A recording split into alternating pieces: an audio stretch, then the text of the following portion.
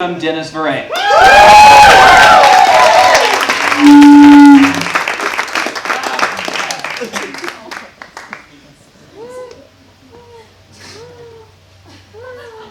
Turn it on, by the way. Got a power button on the left there.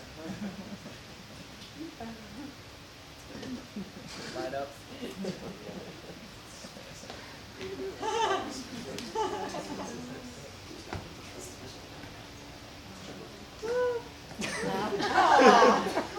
Woo! Let's give it up one more time for Infant Waterbird.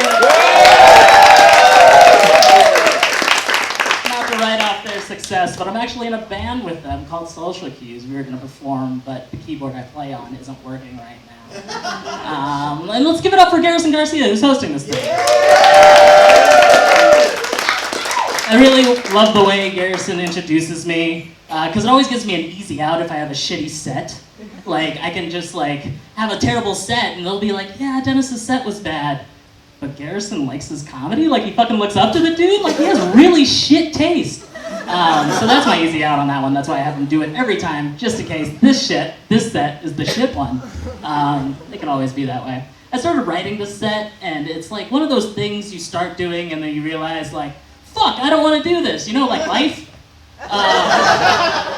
You know, when you're a kid, you're like, fuck yeah, life, what is 70 more years of this shit? Awesome! And then you get your mid-20s and you're like, all right, maybe 50 more years of this shit, I got a lot of bills to pay. And then you're 40 and you're like, just fucking take me. I'm done, I don't want to kill myself, I just don't want anything. What about your wife and kids? Fuck them. Oh, sorry, imaginary guy's wife and kids.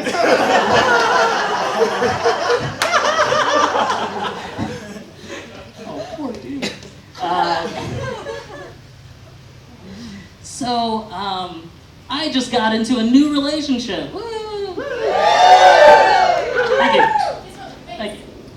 So, by the laws of comedy, I can talk shit about my old one. There's no chance we can get back together, so it's totally fine for using her for comedy. It's you'd also be like, yeah, Dennis, she also moved to a different state and has a restraining order against you, but whatever. You guys are just really underestimating the charm I have.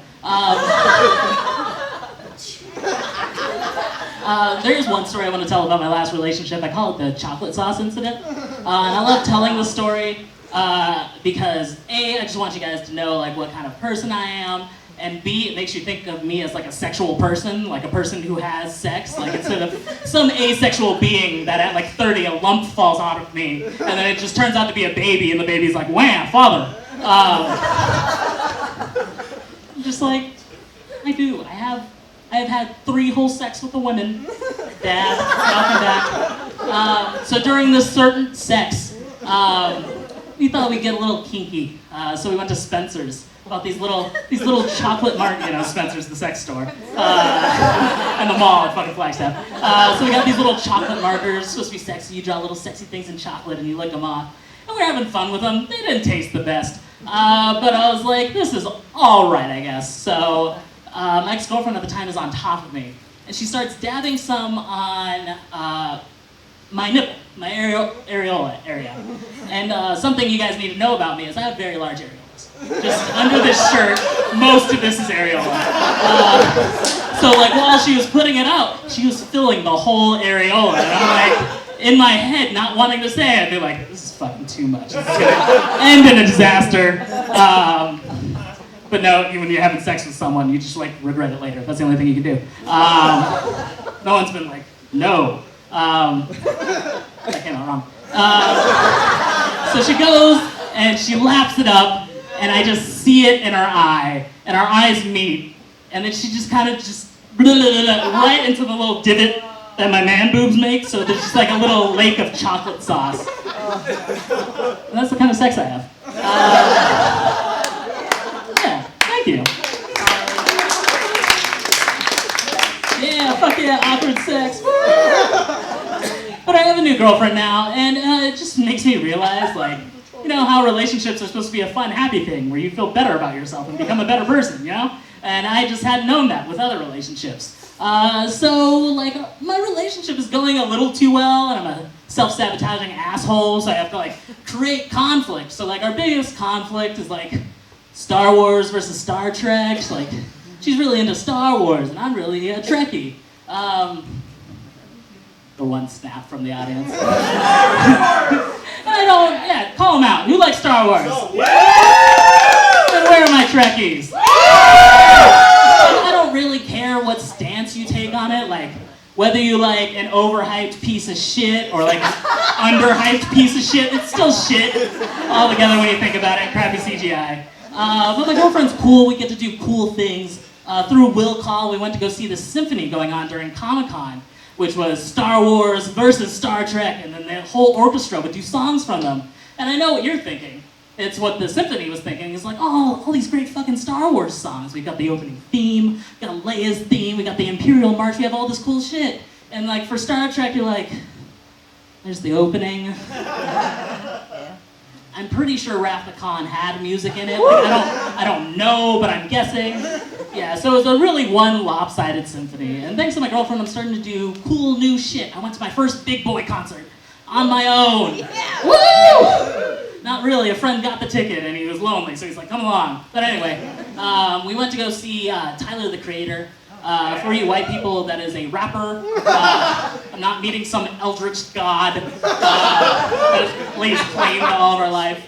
Tyler's the Creator. It's very hype, young, male rapper, so I felt like that would be a really good show to see. Like, there'd be a lot of excitement. So we end up sitting in the balcony, not in the mosh pit, because we knew we'd be the fucking oldest people there at like 24 years old. But we weren't the oldest. I have to give a shout out to Concert Mom, who I've labeled Concert Mom. She was some 15-year-old girl, really wanted to go, and her mom had to take her. And she was nice. She was like nodding her head, just not even tolerating it, just like starting to enjoy it as her daughter's like to the left of her shouting nigga, like just fine with it. And at one point during the show, there's a lull in the show, Tyler comes, sits on like a speaker in the front of the stage, and he's looking out at the crowd in Tucson, Arizona. Fucking lovely place, that is. And he kind of gets to the balcony. I'm the very edge of the balcony. And I was like, I really want to get Tyler's attention. Like, this is the man I really look up to, this platinum award-winning artist. Like, what do I do to get his attention as a local black comedian? So I just flip him off. That's the only thing my brain was like, yeah, just fucking flip him off. And I can see his eyes like scanning everything. He gets to the balcony, and he flips me off back. And it's the greatest fucking moment of my life. Like, nothing will fucking beat that. It's just like, my future wife will be like, oh, what's your favorite memory? And I was like, remember that time Tyler, the Creator fucking flipped me off? And I was just be like, oh, I would have said our wedding. And I was like, no, remember that time Tyler, the Creator extended his third finger towards me after I extended both of my third fingers towards him? Like, how about our kids? No. You know, the little 3 words, that joke's over. Because like, I don't really tell jokes, just weird shit happens in my life and I have to take it. I'm that kind of person, so I just tell stories of shit that's happened to me. The other day I was in Walmart and I was walking through the aisles, you know, being the 10 that I am in Walmart. Just really rising above the ranks, looking down on everyone. And I'm getting towards an aisle and I hear a shout of, no, Jeremy, we're balding, we're not going gray. And I'm like, this is a fun situation. Let me peruse what's going on. I finally get to the aisle, and it's this father, who's obviously going to bald, and his like no more than 2-year-old son, who could not have understood like the grasp of that conversation. But as I was walking by, the kid was like, all right, and puts it back on the shelf. Like, it was kind of like a roommate situation, like, dude, we're gonna go to Bookman's. We're gonna buy Skins on DVD. It's in fucking Bookman's, we're gonna buy Skins. And your roommate's like, yeah, I fucking got it. And then you get to Bookman's, and then your roommate just fucking books Mins over to somewhere else. Like, Jeremy, stop playing the drums. We're here to get Skins, not Skins. But that's a stupid fucking joke, come on. There's this other time I was walking my ex-girlfriend home, actually. And like, I was heading back to the place I was staying at the time. And we were texting each other, you know how you text your lover, but like in hindsight, and was like, oh, I had a great night. And she was like, I'm gonna ruin your life in a year. He was like, oh, how cute, heart emoji. And she's like, I'm gonna promise you all these things and never fulfill. And it's like, oh, you're so sweet. Have a good night, have a good rest. And she's like, fuck you. So I was walking home, and as I'm doing these texts, I kind of keep on looking up to watch the road. And it's over by the Grove, and there's just this large mass of white boys. You know, some without shirts, some with shirts. It's something like it's one of those sites you look upon and you pray to like whatever God you believe in. You know, like Jesus, Buddha, Tyler the Creator, whatever the fuck your choice of God is. And in between texts, I'm looking up and down, and eventually I find out I'm in the middle of this group of white boys. And I'm like, this is a great time. This is wonderful. This is how I wanted to end my life. And then I kind of notice what they've been mumbling as I've been walking up, which is fight, fight, fight. There's this kind of mobile fucking white group of boys that are just doing a fight club across the Grove, and I'm the next opponent. They're plastered, and it was fine because it was this cool moment where this guy goes to throw a punch, but he's so drunk and beleaguered, like when he throws the punch, I'm just short enough to walk under it, and I'm still on my phone, and the only way I can respond is with, "Okay, thanks." And then I was revered like a god walking away. I couldn't turn around. All the white boys were like,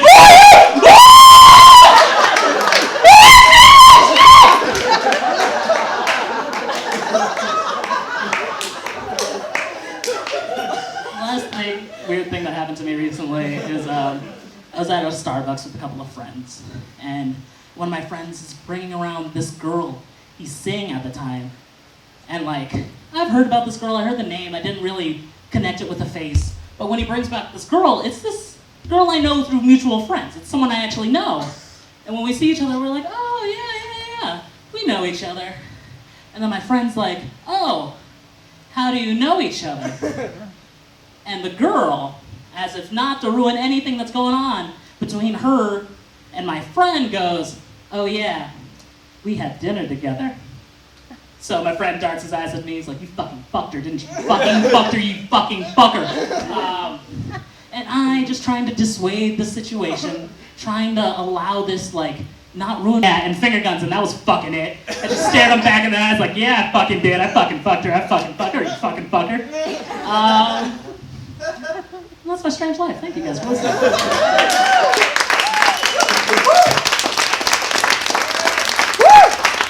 Keep it going for Dennis, everybody.